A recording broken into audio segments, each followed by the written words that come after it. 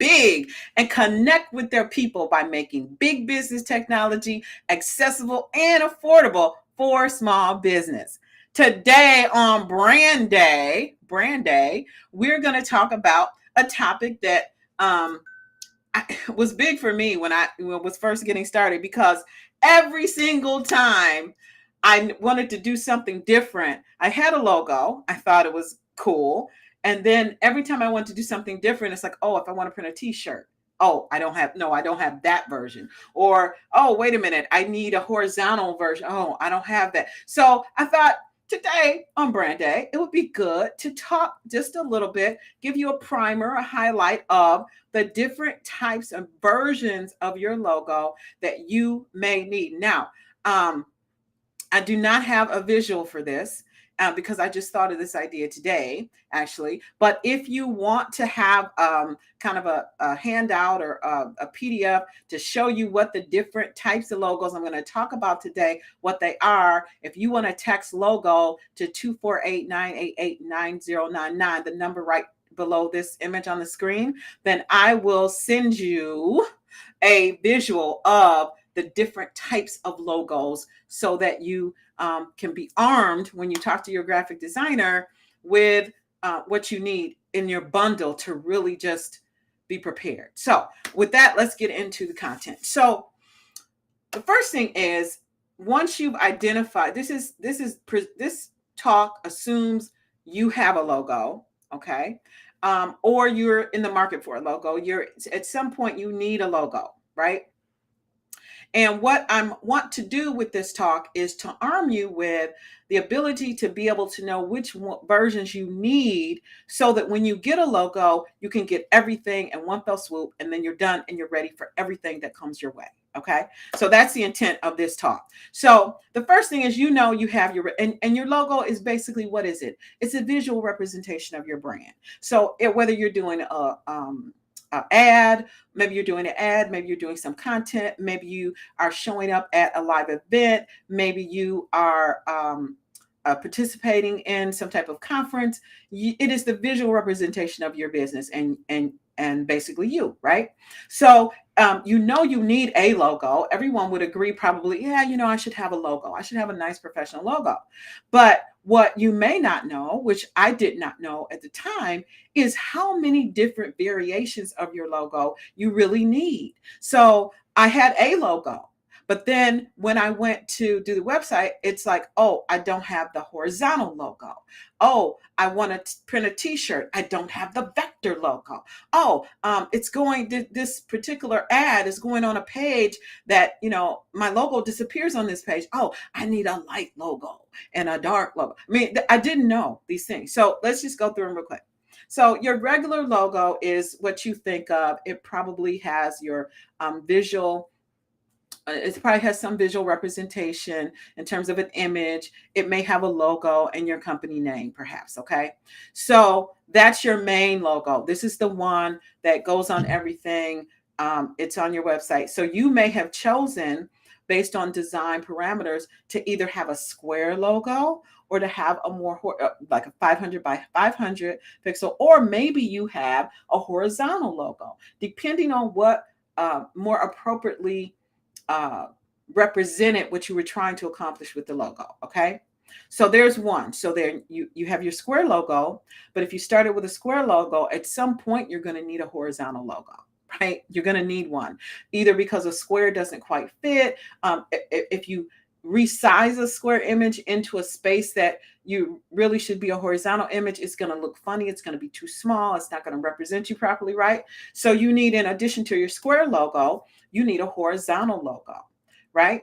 And so you're going to need to make sure that you have another thing, just a sidebar. You want to make sure you get your color palette from your graphic designer, okay? Because your color palette is going to have the numbers, whether it's a hex number, RGB, different versions of the color, CMYK for print, that you're going to need whenever you use your logo, whenever you do anything else. Maybe you're doing an ad, maybe you're doing some other things, you're going to want that, right? And you're going to want to have some standard fonts that are your brand fonts.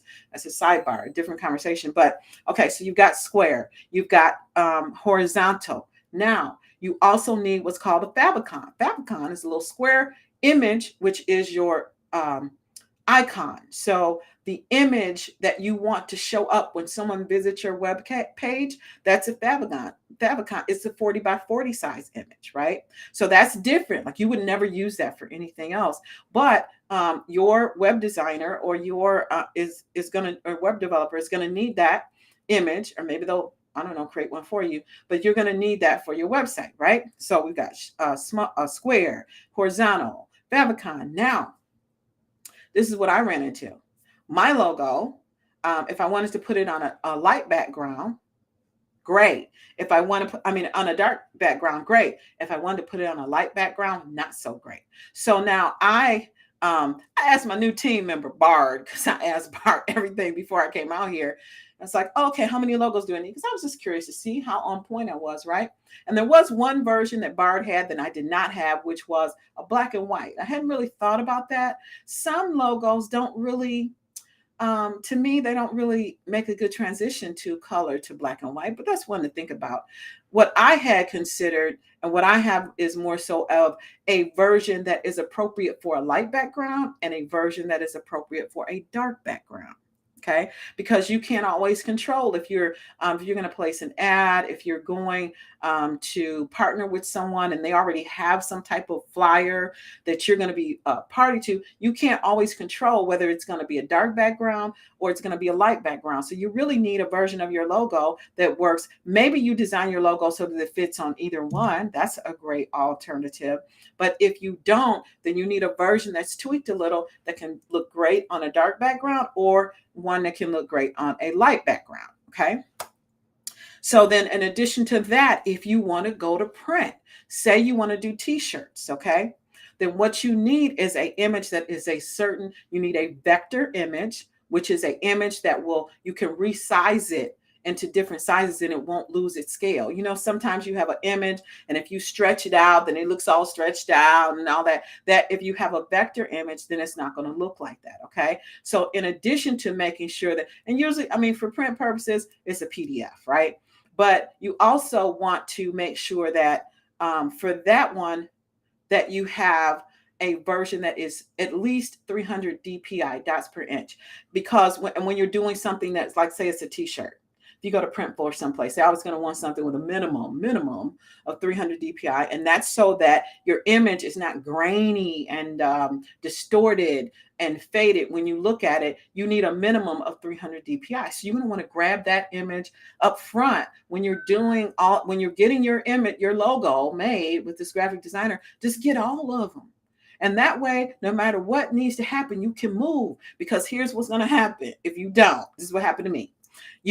I'm going to be on a program. I need I need an image. Oh, wait, my image doesn't look good on the light background. I need a dark background. So for me, I just go to Canva and crank it out. But you may not have that skill set, or you may not want that skill set. So then you go to find your graphic designer that did the original for you.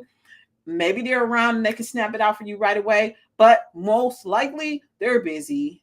They're working on something else. Maybe they were doing on the side and they helped you out, so they didn't charge you that much. Now they got to find the version. There's all types of things that can go on. Not no shade to the graphic designer, but the point is just get everything up front. And then no matter what needs to happen, you can just crank it out. Oh, yep, got it. And you don't have to worry about it, right? So with that, let's see, did I remember all of the versions? I think 300 DPI, light, dark. Print, we talked about. Your print is a different color. You want to have CMYK colors for your print version, because when you prepare something for digital, it looks different, right? It's different colors are required for your digital image to render properly on print. So there's a different set of colors you want to use, right? So when you go to get your logo, make sure that you get all these different versions. Now you may say, okay, wait a minute, Jewel, that sounds like a lot of money because I'm lucky to get one logo. If I have to get all these logos, what am I going to do? Well, this is what I would recommend is just get the free Canva and get your, if you just don't it's not in the budget, that investment level is not in the budget right now, then there's some of these versions you can do in Canva. So for example, if you, oh, I forgot to mention transparent, that's really important because transparent comes in handy a lot.